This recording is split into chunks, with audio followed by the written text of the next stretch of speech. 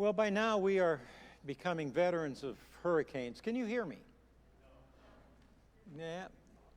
We need to probably turn. That's better. All right. Yeah. The guest preacher, we couldn't hear him. Well, the thing about hurricanes, and we're becoming much too used to them, is they make such a mess. You know, driving down here, first of all, I need to commend the services here because your roads are picked up and clean, and the fronds and whatnot, they've done a wonderful job. But as I was coming down, you see piles of debris along the way. And a couple years ago when Ian came, I had the debris in my front yard, and some of you know what that's all about.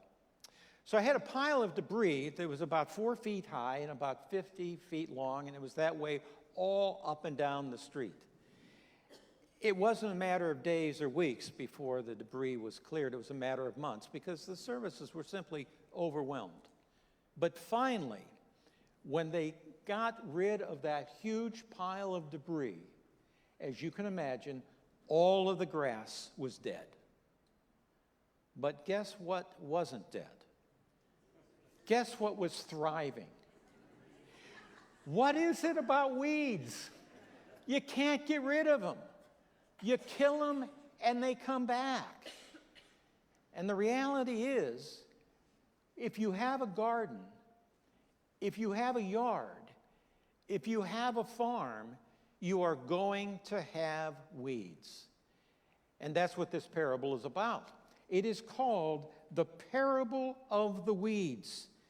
And Jesus explains, no matter how careful you are, how diligent, you'll have the weeds.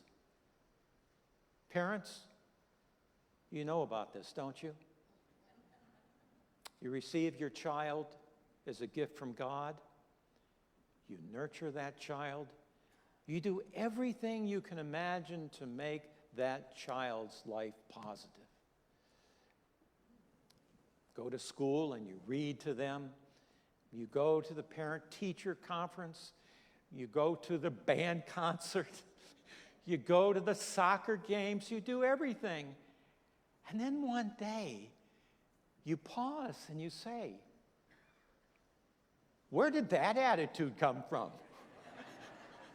Where did you pick that up? We didn't teach you that. It's as though you fall asleep and another seed is planted. That's what Jesus says if we listen to him. He says the farmer sows the seed, but while the farmer is asleep, another seed is sown. A seed of dis-ease, disunity, discord. It's not the good seed, it's a bad seed. And they are everywhere. In the farm, in the garden, in our government, in our institutions. Nothing escapes the weeds. That's the point here. So the meaning of the parable is that God is the sower and God's seed sows this love. And it's free, it's a gift. And when we embrace it, it is faith. It becomes ours. But all the while, there's this mysterious force at work. And some of us go on to believe that God is transactional. That if you are good, you're going to have a good harvest. But if you're not good, then you're going to have a bad harvest. As much as we try to shake it, this idea of karma seems to be with us. Quid pro quo, whatever you sow, that's what you get.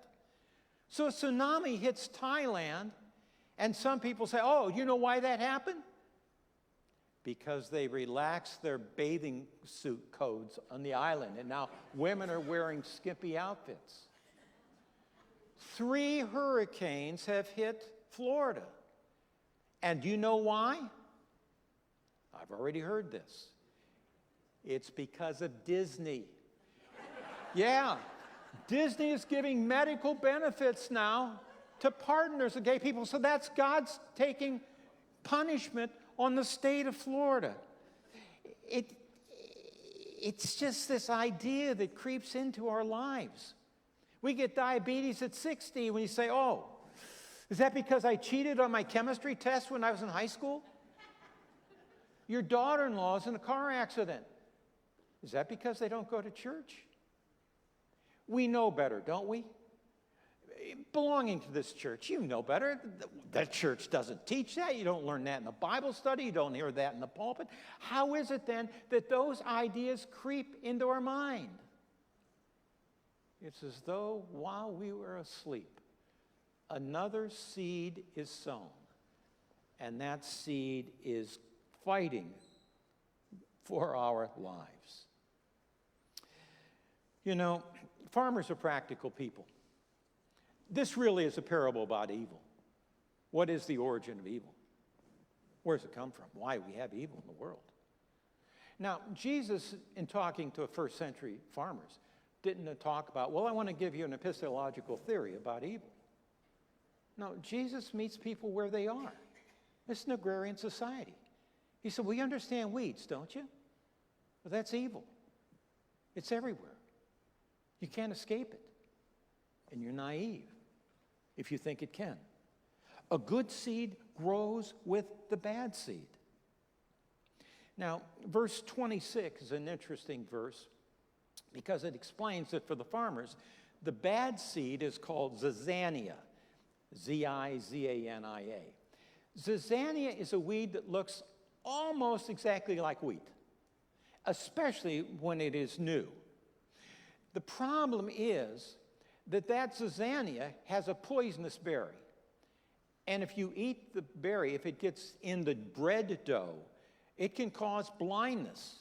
And there are cases in which it caused death. So it is a poisonous seed. You got to get rid of it. But the farmers would go out and they would try to pull out the zizania. But as I said, it looks so much like the wheat that they were pulling out wheat too. And Jesus said, rather than go out as you do, and you're going out once, twice, 3 times, you're obsessed with this, rather than doing that, just wait till the harvest. You try to pull it out, you try to judge who has a good heart and a bad heart, you try to judge people like this, you're going to make mistakes. Wait to the harvest. God is just. There is accountability. And at the harvest, God will decide who people are and who belong to him. You know, Matthew's gospel is fascinating. As you know, there are 4 gospels. But Matthew alone is hung up, it seems, with the end of the world. He talks about it more than any other gospel. He's the only one that talks about the gnashing of teeth and fiery furnace. He's all about this judgment. He alone gives us the parable of the wise and the foolish virgins, as if everybody falls neatly into either or. Either you're wise or you're foolish. He alone gives us the parable of the sheep and the goats. Again, as though the world can be divided. You are either a sheep or you're a goat, and it's a clear division. He alone tells this particular story. And you know why I think he tells the story? It's because Matthew understands. He's a black and white person. He likes things clear. He doesn't like any ambiguity. He wants to know who has a good heart, who has a bad heart, who is sincere about their following of God, and who is insincere. And if it was up to Matthew, Matthew would make the decision right on the spot. But he includes this parable to say, whoa, back up. That is not for you to judge, Matthew. It's not that as you can make this world so black and white. I looked it up. Do you know how many shades of gray there are? 256 named shades of gray. I think Matthew puts this parable here to remind us that judging another person's heart, making a determination who is sincere and who is insincere about the relationship with God, that is not for us. It is way beyond our pay grade. Weeds and wheat and the divine seed always grow together.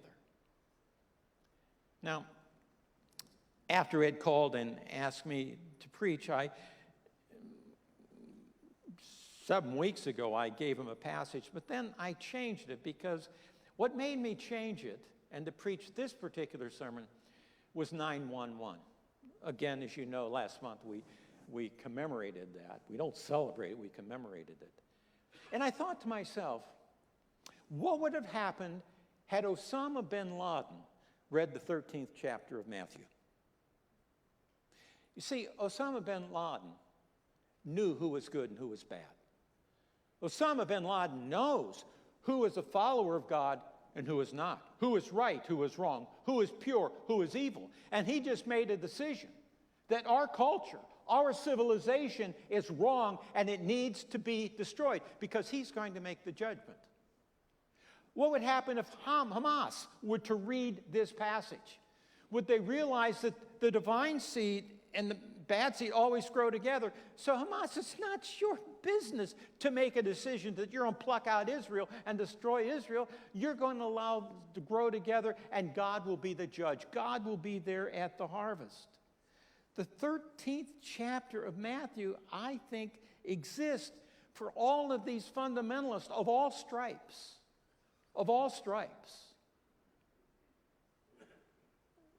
to back off their judgments, to back off the harshness of their laws and their arrogance.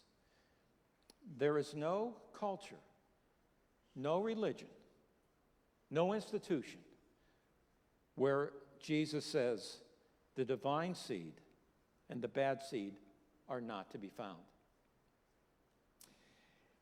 Isn't that the problem with social reformers? I mean, they mean good. But the unintended consequence is they get so focused on the crabgrass in your yard that they don't see what's happening in their yard. They get so focused on other people's business that they can neglect their own family and their own business. Again, I thought about the Roman Catholic Church. And I ought to share with you that I believe the world is better because of the Roman Church. All of the good, the love, the generosity, the caring, the medical work that they have done in this world and continue to do. The Roman Catholic Church has been a force for good in our lives, in the lives of civilization. And yet look what happened in our life. They got obsessed with this issue of women's reproductive rights, to believe that even the pill was evil. It was wrong, it was immoral, and everything else. Instead of saying there are 256 shades of gray with women's reproductive rights, no, it was black and it was white. And while they were focused on that, what happened in their own backyard? The weeds grew, and they didn't see the sexual perversions in their own church because they were so focused on this other issue. Frankly, that's one of the things I love about the Reformed tradition, of which the Congregationalists and United Church of Christ, Presbyterians were all a part of. We're not any better than anybody else. There's no advantage to belonging here as opposed to belonging at the Methodist Church. We're not better Christians than others. We're not better people. We're all struggling. We're all trying to be faithful, but we're not there yet. John Calvin, who you may hear quoted from time to time as one of the founders of the Reformed tradition, was once asked, what would you say, Herr Calvin, are the three most important things about following Jesus Christ? The three most important things about being a Christian. And Calvin said, number one, humility. Number two, humility. Number three, humility. For those of us who have ears to hear, the gospel today is about weeds. And I can quickly summarize it. Number one, doesn't matter how good you are, folks, how good a parent, How good a gardener? You're going to have weeds. They grow. Number two, we got to deal with our own garden first. We have to deal with the weeds in our own life before we start messing with anybody else's life. And number three, it's just at the time when you think you've turned the corner and you've taken care of the weeds, yeah. Just go away for a couple weeks and come back and see what's happened. It's a struggle every day of our lives. Some mysterious force, like gravity, it's there. And those of us who follow Jesus will feel that tug. May God give us the humility and the courage and the wisdom to deal with weeds